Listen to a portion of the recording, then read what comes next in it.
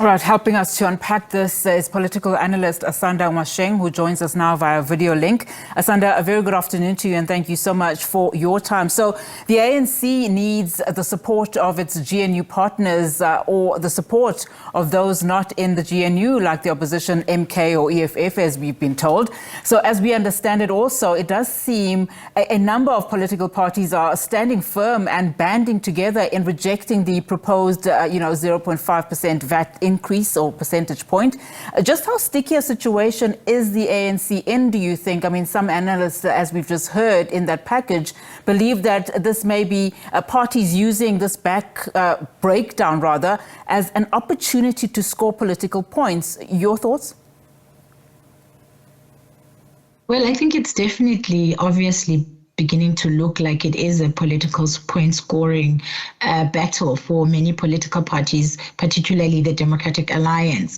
I do think, though, that they are ill-informed in taking the strategy because there is in the budgeting system a kind of get-out-of-jail card for the ANC wherein if this budget isn't approved, they can continue, or government business can continue as per last year's budget until such a time that the budget is approved. And so it's not as if the government is going to collapse because they haven't been able to get the budget passed. But what it does do is, as Action SA has said, it does call into question the validity of the government of national unity, because if you are a government, as has been said, your number one business is to pass a budget in which you can govern. You can't govern without a budget. And so if the GNU members cannot come together and agree on a budget, it then asks questions of this GNU if it is indeed worthy and if it is indeed ready and if it is indeed a legitimate grouping that South Africans can trust.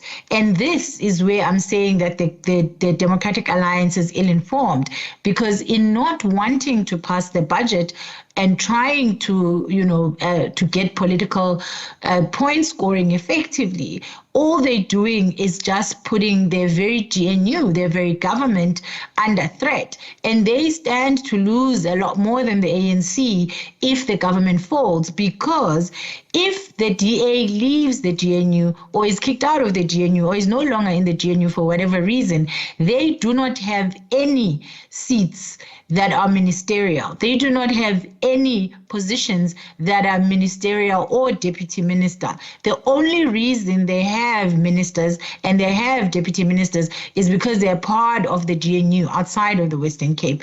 And so they run the risk of the ANC being tired of backing and forthing with them and arguing with them within the GNU and going to get a new partner like the MK or the EFF, which will have its own implications for South Africa and its ability to convince South Africans and investors as well of an ability to run a stable government. And so it's actually going, in my view, to have the opposite effect if the DA continues on this path of not wanting to pass the budget, regardless of what the reasons are. So while it may be a situation where South Africans definitely do not want that VAT increase, we cannot afford it, it's also a situation where the DA and the other political parties that are wanting to stop it, weighing up whether not passing it and trying to show themselves to be on the side of South Africans is going to be a good enough gamble when it comes to a potential collapse of the government of national unity.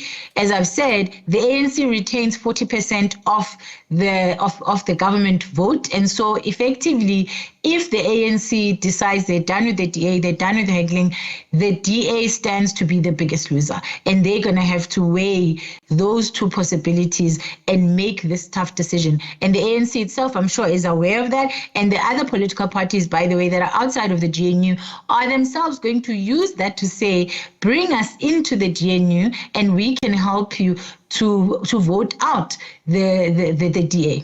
I wanted to move on to, a point that you've just raised now in as far as, it's not like the government is going to collapse. In fact, it reminded me of Action SA's statement. But before I get to Action SA, I want to speak about what you've just said in as far as, the DA continuing on this path, which might then force the ANC to start having those serious engagements in terms of, a coalition, if you want to call it, with EFF, with the likes of the MK party. You speak about implications. Speak to me about, as we begin to look at that possible scenario, if, this does continue, as you rightfully say, and as far as the DA standing on, its ground, what are we looking at in as far as the EFF and the MK party possibilities? Well, the ANC and the DA agree on one fundamental basis, which is a neoliberal economy.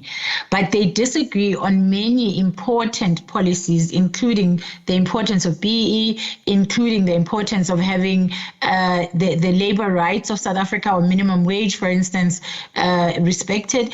And they also disagree on issues like expropriation without compensation.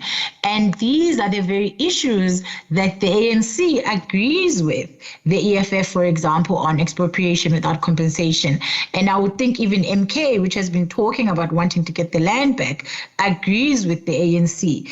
And so if we find ourselves in a situation where the EFF and the MK are together, we're looking at a more clear policy coherence around land, around challenging land rights, and around having a deeper conversation around land in South Africa, which is an important conversation and discussion, but it is a sensitive time when you look at what the US has been trying to do in terms of pressuring South Africa to abandon expropriation without compensation and effectively putting us in its crosshairs, because our internal players, which include the DA, the Freedom Front Plus, AfriForum, and the many others who have lobbied the US to participate and to involve themselves in South African politics.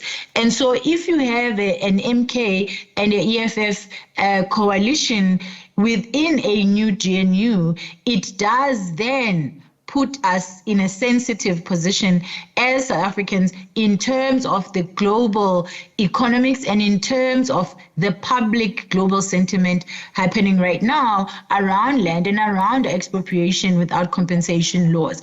It also means that the DA loses its power and potential to influence government around. They've been fighting for an end to Black economic empowerment. They've been fighting for an end to minimum wage, and they've been fighting for, NHI to not happen and various other things.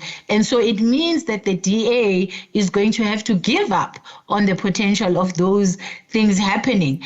And that is also not going to be a good look for them, because they've already betrayed their own voters by voting with the ANC after saying they needed the vote from voters in order to remove the ANC. So they would have effectively thrown away their voter trust in order to gain nothing effectively except for their own political party members being ministers for a couple of months. And so there are a lot of implications on all the different sides, and there's an impact on all the different sides. But the biggest winner of all of this is going to continue to be the ANC, because they have the biggest chunk of the vote. They have 40%. Yeah. And so effectively what they need is 10% plus 1 in order to continue to have the majority. So in essence, the ANC doesn't need the DA's 20%.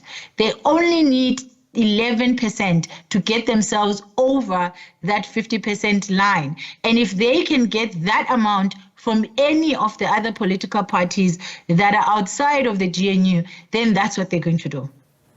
All right, Asanda, thank you so much for that. Unfortunately, we have run out of time, but I do appreciate you coming on to the show. Asanda Ngoasheng is a political analyst, just weighing in on this budget impasse that we are currently seeing.